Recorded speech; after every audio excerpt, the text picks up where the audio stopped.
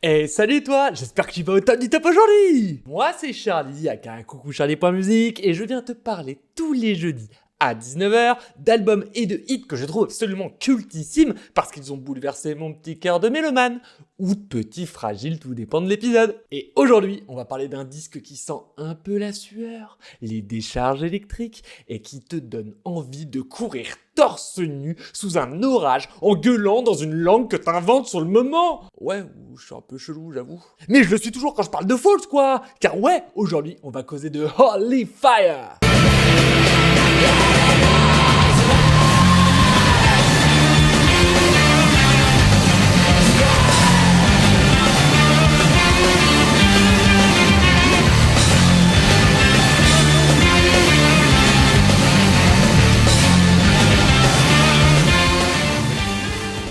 Tu prends un groupe d'Oxford, genre une ville calme, rangée, limite trop polie, et tu leur files des instruments.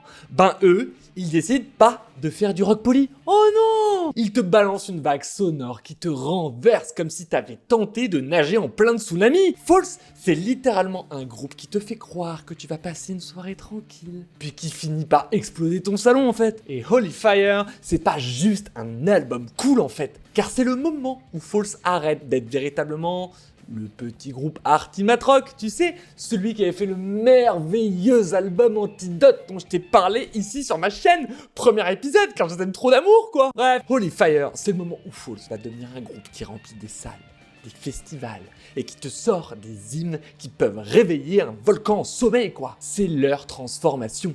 Leur Super Saiyan 2, quoi. Le moment où la bête se réveille et où tu te dis « Ah !» Mais les gars savent faire du plus commercial tout en gardant leur ADN, quoi. Entre violence contenue, mélodie sublime, basse animale, guitare liquide et refrain qui t'arrache l'âme pour te la recoller encore plus belle. Holy Fire est un album à la fois brutal et euphorique. C'est Falls qui passe à l'âge adulte, mais en foutant le feu partout.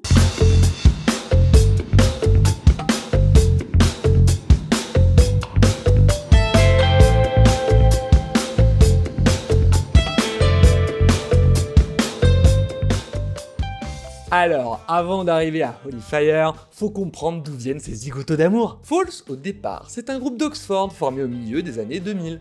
Tu sais, Oxford, ville d'étudiants, ville pas mal culturelle, voire un peu sage. Et bah eux, ils débarquent et ils transforment ça en fête sous acide dans une cave humide, quoi. La ville, c'est Shakespeare. Eux, bah c'est du pogo, quoi. Rien à voir. Falls, à la base, ce sont des mathématiciens du riff. Leur premier album, Antidote, sorti en 2008, c'est du rock hyper carré, presque géométrique. Album dont je t'ai parlé, donc en first, car pour moi, ça reste et ça restera le meilleur album du monde, et en vrai, balèque de ce que tu peux dire. Totalitarisme sur cette chaîne, c'est Antidote, point. Bref, c'est brillant, nerveux, mais ça reste enfermé dans un laboratoire quand même un peu. Pas vraiment grand public. Puis arrive Total Life Forever en 2010, dont on parlera dans les mois qui viennent sur cette chaîne. Car je ne vais pas que te faire la discographie de Falls, même si l'envie est là, je vais pas te mentir. Et avec Total Life Forever, ça s'ouvre un peu. Falls passe à un son plus aérien, plus mélancolique, des ambiances bleues presque maritimes.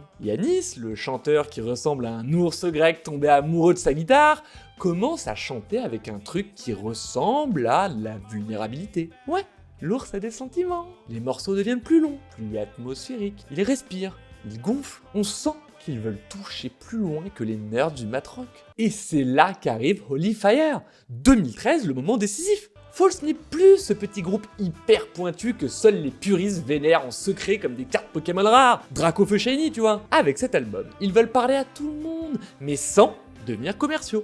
Sans vendre leur âme, quoi. Ils veulent être grands, mais en restant un peu bizarres, dangereux, dirty, sexy. Tu vois le plan? Ils veulent rentrer dans la cour des grands en donnant des coups de coude, quoi. C'est aussi l'époque où leur énergie live commence à créer des légendes. Des concerts explosifs, avec Yanis qui grimpe sur des balcons, qui plonge dans la foule comme s'il faisait du surf sur humain. Des concerts plus sauvages que les manifestations pour les retraites en France. Et le public devient fou, la presse commence à paniquer.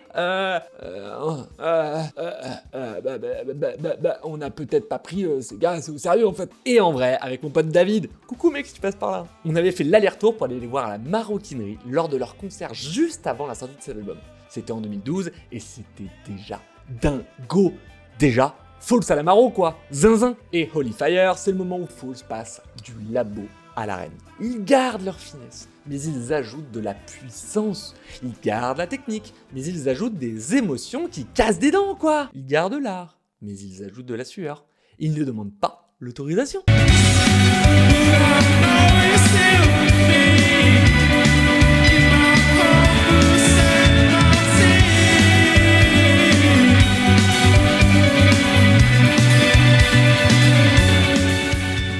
Ok, on a le contexte, maintenant on passe à la cuisine. Holy Fire n'a pas été cuisiné dans une petite casserole en fonte dans une cave d'Oxford avec 3 pédales et une bière tiède. Non, non, non, non, non. Pour cet album, Falls a décidé de s'installer dans une véritable cuisine étoilée du rock, les Assault and Battery Studios à Londres. Le genre d'endroit où même un micro vaut sûrement plus cher que ta voiture, quoi. Et au fourneau, 2 chefs, pas là pour te faire un salade tomate oignon, hein. Même si c'est du kiff, j'avoue. On retrouve donc Flood, qui a bossé pour Dépêche Mode, dont je t'ai parlé ici sur ma chaîne d'ailleurs, mais aussi pour Nine Inch Nails ou encore PJ Harvey. Et on retrouve également Alan Moulder, qui lui a bossé pour les Smashing Pumpkins ou encore My Bloody Valentines et même les Arctic Monkeys dont je t'ai également parlé ici sur ma chaîne. Trop bien de pouvoir faire des ponts. Bref, des mecs qui ne produisent pas un album, mais qui invoquent des orages électriques. Tu leur donnes une guitare, ils te renvoient un tremblement de terre, quoi. Et ce que les deux ont fait avec Falls, c'est hyper simple. Ils ont pris leur côté mat rock, ils l'ont mis dans un shaker avec du groove, du chaos contrôlé et une énergie qui sent la transpiration de ouf, quoi. Et là, boum, l'album sonne à la fois massif, sensuel, violent et dansant, comme si quelqu'un te mettait une claque, mais en rythme, tu vois. Tu te fais frapper, mais tu danses. Et c'est ça, Holy Fire, c'est du kiff, quoi. Le secret, pour moi, ce sont les rythmes. Car sur cet album, la batterie devient un personnage principal. Elle ne marque plus juste le tempo. Elle mène l'attaque. Elle pulse comme un cœur sous stéroïde, quoi. Les guitares, elles ne jouent plus des formules mathématiques. Elles crissent, elles gémissent, elles s'étirent, elles deviennent animales, moins précises, mais plus viscérales. Elles te rentrent dedans. Elles sont moites, sexy, ondulantes, parfois violentes. Comme si le groupe avait troqué des règles de géométrie contre un couteau et un t-shirt troué, quoi. Et la voix d'Yanis, avant, c'était un gars qui chantait hyper précis. Là, Flood lui dit, crie, respire, sois moche, mais vrai. Résultat, ça sonne hyper humain, éraillé, parfois désespéré, parfois dominateur. Yanis devient LE frontman que tout le monde attendait. L'ours grec s'est réveillé. Cet album, c'est donc le moment où Falls passe d'un rock cérébral à un rock charnel. Ça ne pense plus dans la tête, ça pense dans les muscles. Tu n'écoutes plus avec les oreilles, tu écoutes avec le cœur. Allez hop, c'est parti pour le focus de 3 titres de cet album. Et où je suis sûr que t'as deviné que je n'en ferai pas que 3. Donc, on va se faire les 3 les plus connus, dont un que je n'aurais pas fait sinon parce que c'est le plus commercial, donc forcément le bobo que je suis n'aime pas trop, et on fera mes 2 préférés ensuite. Et en vrai, rien que pour mon effort à venir, tu devrais t'abonner, non ?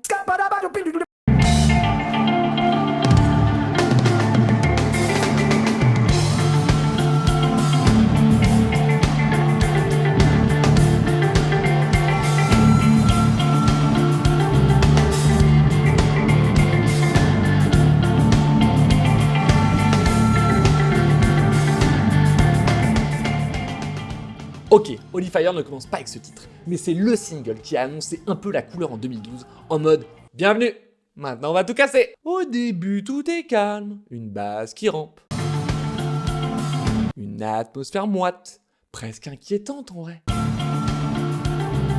On a l'impression d'être dans une pièce trop humide, trop étroite, et on respire déjà mal. Et là, Yanis chuchote limite, avec sa petite voix de tête là. Comme un type qui te parle trop près, trop doucement. Puis ça monte, ça serre, ça cogne, et au moment où tu crois, après cette longue montée que ça va sûrement se remettre à groover, bam, le cri, le fameux, le truc que t'attendais pas, I can't get enough space!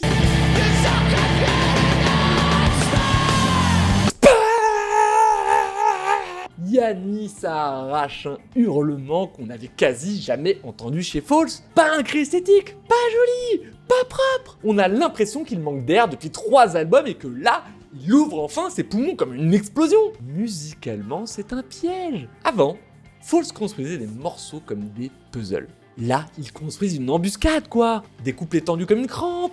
T'es tendu comme une crampe. Une basse poisseuse, presque funky mais menaçante. Des guitares qui ne mathématisent plus sur les refrains, quoi. Car elles frappent maintenant. Inhaler parle de manque d'air, de manque d'espace. Des gens qui te collent, t'étouffent, t'emprisonnent. Mais le morceau n'est pas triste. Il ne se plaint pas. Il explose. Il se libère par la violence. Comme un animal qui mord le piège pour se libérer. Et en live, c'est dingo! Regarde, quand j'étais à Rockossan en 2023, 10 ans après la sortie de ce titre, c'est toujours le même effet!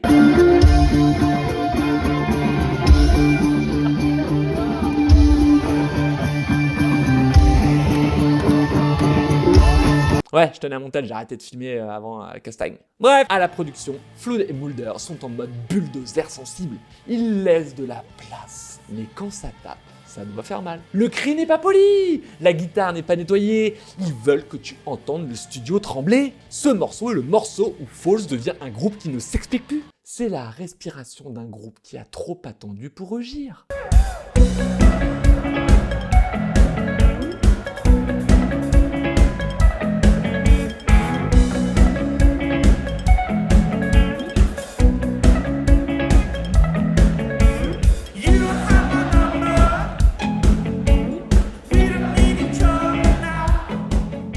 Bon, voilà, le morceau que j'aime le moins de ces albums, comme tu t'es peut-être douté. Mais allez, je garde mon amour habituel quand même pour t'en parler, car je l'aime bien quand même au fond, hein, on va pas se mentir. C'est Falls. Pour moi, Inhaler met des coups de poing, alors que My Number met des coups de bassin, quoi. C'est le morceau qui fait dire, mais attends, c'est Falls ça?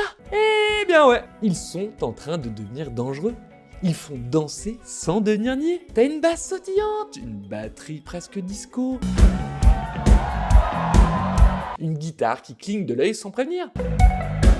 Tout est léger, catchy, solaire même je trouve. On a envie de bouger, pas de réfléchir. Juste de remuer ses épaules comme si quelqu'un nous avait branché sur un groove tropical qui passe par Oxford quoi. Mais attention, ce n'est pas de la pop joyeuse. Hein. Sous ce vernis feel good, Yanis raconte l'indépendance. Pas l'amour, pas la fête, pas la joie. L'indépendance. Le gars répète qu'il n'a pas besoin de toi, pas de ton numéro, pas ton amour. C'est pas une invitation quoi. C'est une porte claquée, mais avec le smile. Le génie du morceau, c'est qu'il te friendzone en te faisant danser, je trouve. Musicalement, c'est du Falls, mais infecté par le groupe. Tout est pensé pour que le corps comprenne avant le cerveau, quoi. Et en vrai, c'est fort, très fort. Seul défaut, trop fort. La structure est simple, répétée, presque hypnotique. Falls met fin à 6 ans de matrock universitaire avec ce titre. Ils disent au monde, on sait faire simple en fait. Et on sait aussi vous faire groover. À la production, plus de reverb froide. Fini les labyrinthes sonores. Ici, c'est sec, clair, affûté. Comme un groupe qui te regarde droit dans les yeux et dit, tu vas danser. Même si tu fais la tête, je te le dis, tu vas danser. My Number, c'est donc Falls qui monte les crocs en chantant avec des paillettes. C'est un coup de poing donné avec un gant de satin, quoi.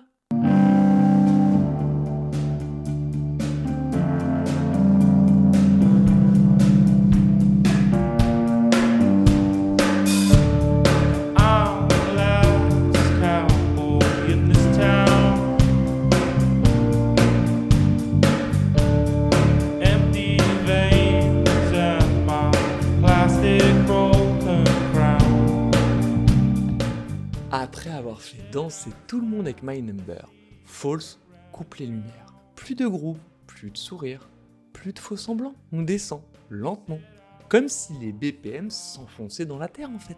La première sensation, c'est un tempo lourd, presque étiré. Un petit piano qui te tire l'alarme. Une voix qui te susurre une histoire triste, comme une pas très bonne nouvelle quoi.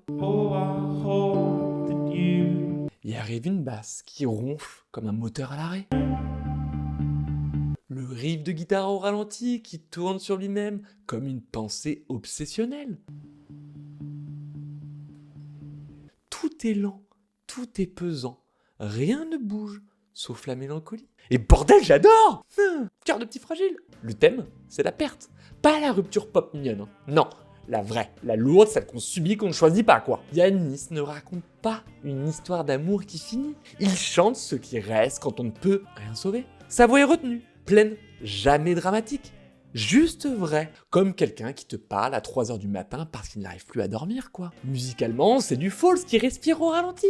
C'est une tension constante, mais sans catharsis. Falls t'amène au sommet tout au long du morceau et te laisse regarder le vide sans te pousser. Et c'est beau, putain c'est beau. Et ça termine par ce petit solo que je trouve absolument incroyable. Pas pour sa technique, comme on avait pu être habitué avec Falls, mais par cette émotion indescriptible qu'il me procure. Il me ferait chialer en vrai, rien que pour le souvenir de quand je l'ai entendu pour la première fois. Ça me ramène en 2013, une des plus belles années que j'ai vécues je pense. Et en plus ce morceau, il respire comme si quelqu'un essayait de garder son calme. Chaque pause est un battement qui hésite, chaque silence est un aveu. Je trouve donc que Late Night ne cherche pas à consoler, il écoute avec toi, il reste à côté, sans bouger, et te laisse te livrer à tes propres émotions. Le genre de morceau qui fait pleurer ceux qui d'habitude tiennent bon. Allez, on passe à mes 2 preuves de cet album.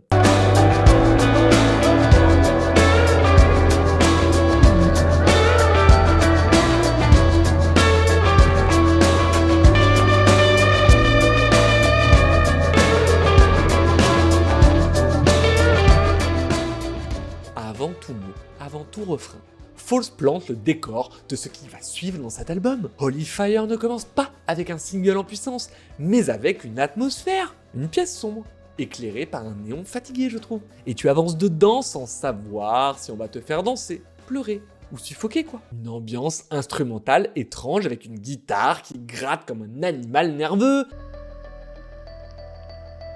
Des percussions pointillées, presque désarticulées. Un motif répété qui s'enroule autour de toi et cette basse comme un grondement qui monte du sol en fait. Tout est en tension, sans que rien n'éclate vraiment. Falls allume doucement le feu et te laisse regarder les braises. C'est pas une intro, c'est une promesse. Une promesse de chaleur, mais une chaleur dangereuse. Un brasier qui peut devenir dense ou incendie. Le groupe t'annonce, ce qu'on va faire avec toi, ça va pas être du propre. Hein. Le son est brut, presque organique. On entend les espaces entre les notes. C'est comme si Falls refusait le vernis. On veut sentir le bois, le métal, la transpi quoi. Ça monte doucement, doucement, discrètement. Comme le souffle avant un cri, comme la vague avant de se casser. À la fin, tu comprends que ce petit morceau instrumental, ce rien en fait, c'est le barillet du gun qui se recharge en fait. Et la balle part dans le morceau suivant. Inhaler explose la porte, mais sans prélude, cette explosion serait moins intense à mon humble avis, tu vois. D'accord? Pas d'accord? Dis-moi en commentaire. C'est le calme avant le chaos, le frisson avant la sueur.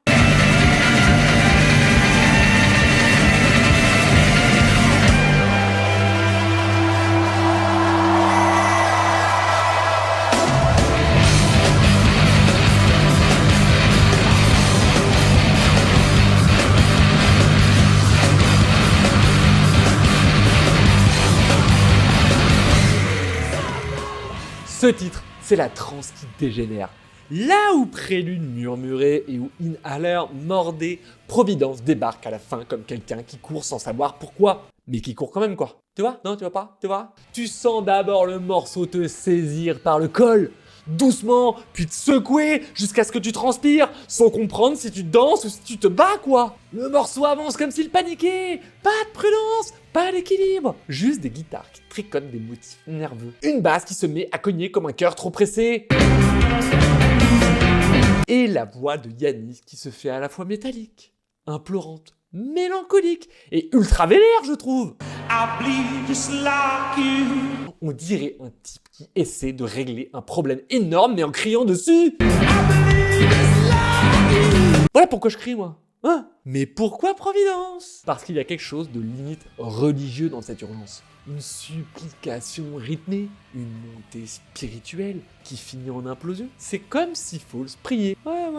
Mais en courant au milieu d'un incendie, quoi. C'est une foutue production à vif, entre la reverb fantôme, la voix, la batterie au galop, les guitares compressées comme si quelqu'un serrait le morceau à la gorge, les breaks brutaux, presque des coups de marteau dans la rythmique. Et le refrain n'en est pas un. Pas une mélodie à retenir sous la douche.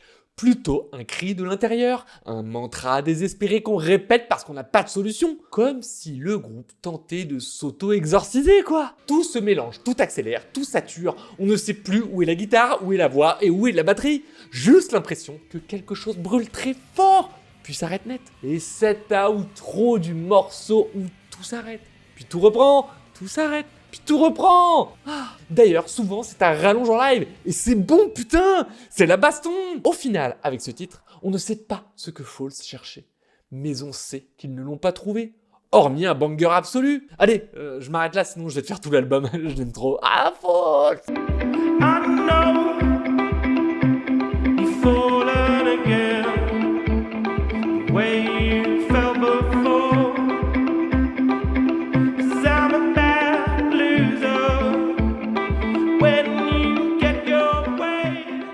Allez, on y va pour les 5 petites anecdotes afin de briller en société ou à l'apéro avec tes potes. Et on y va juste après que tu te sois abonné à la chaîne, hein. Percussion vaudou et hausse bouillie. Ouais. L'histoire a l'air inventée, mais elle est vraie. Yannis raconte dans The Guardian que le groupe a fait bouillir des os de vache et de moutons pour créer des sons de percussion primitifs, inspirés par des cérémonies vaudou. C'est pas du rock, c'est carrément de la sorcellerie chamanique, quoi. Ils ont enregistré des sons d'abeilles et de nature pour l'album. Toujours pour The Guardian, ils expliquent qu'ils ont été enregistrés des bruits d'abeilles, de marées, de nature, pour ajouter sur l'album et donner un côté plus organique, collant, moite, comme si la musique transpirait, quoi. Des paroles plus organiques également. Yannis confie à Pitchfork que l'album l'a mise à nu.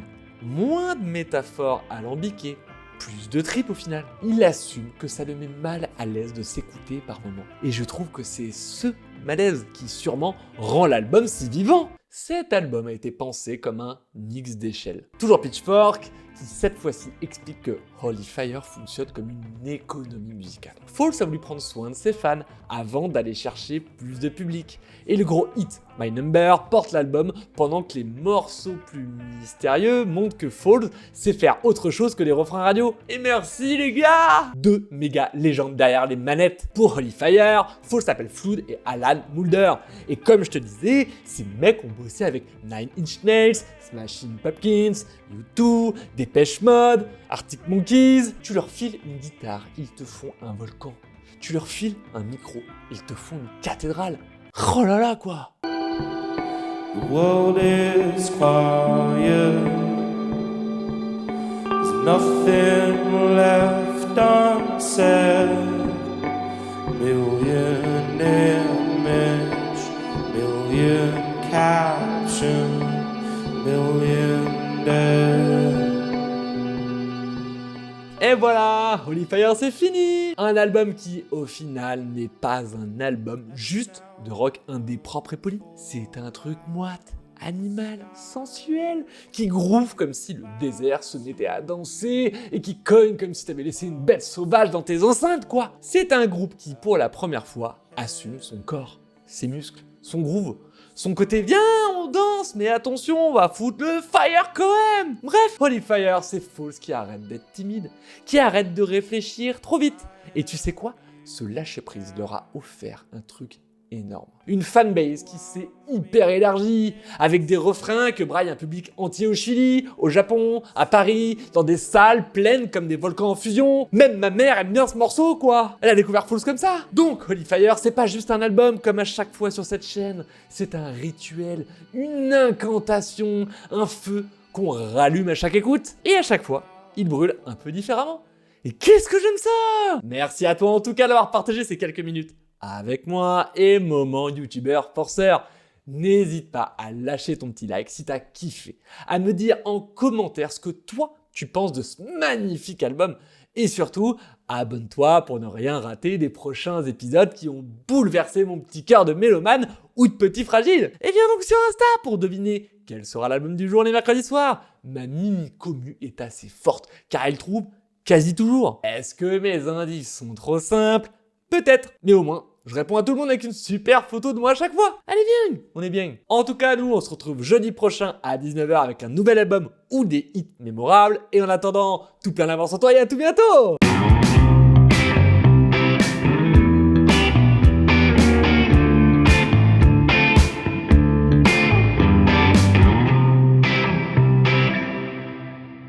Mais c'est pas une mouche, ça. C'est une grosse araignée, ça. Cœur de Petit Fragile. Ah.